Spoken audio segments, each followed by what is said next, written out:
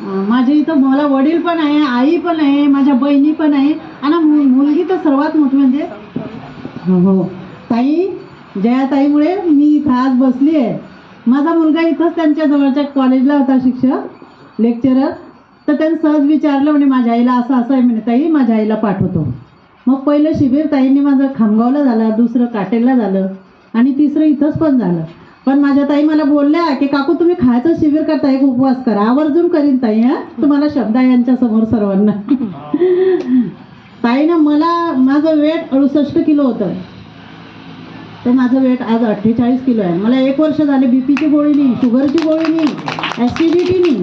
पण मी थोडीशी सर्व्हिस करते, अंगणवाडी सेविका आहे म्हणून. मग मला काही मिळत नाही सुट्टी, तर मग एखाद्या वेळेस परवा पण ताईनं मला घेतलं सांभाळून आणि परवा आली तर एका दिवसात हा पाय एवढा पण नव्हता जात, आता इथपर्यंत येतो.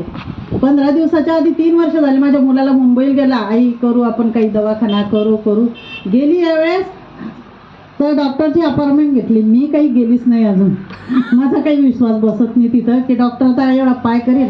आणि पाहू शकता माझे दोन्ही पाय असे एकदम वाकून गेले की डॉक्टर म्हणतात डबल वाट्या टाकायच्या. आता त्याला पगार चांगला आहे, तो टाकूही शकतो 1-1.5 लाख रुपये लावून काहीतरी पैसा करून. पण हे ओरिजिनल नाही मिळणार ना, सगळं असंच मिळणार आहे.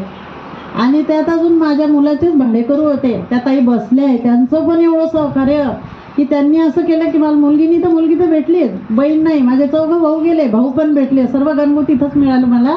व्याधीमुक्त झाली. आता एवढं टोंगळ्याचाच मला एवढं झालं म्हणजे मी ते उपवास शिबिर करा आता. हो ताई करणार आहे मी.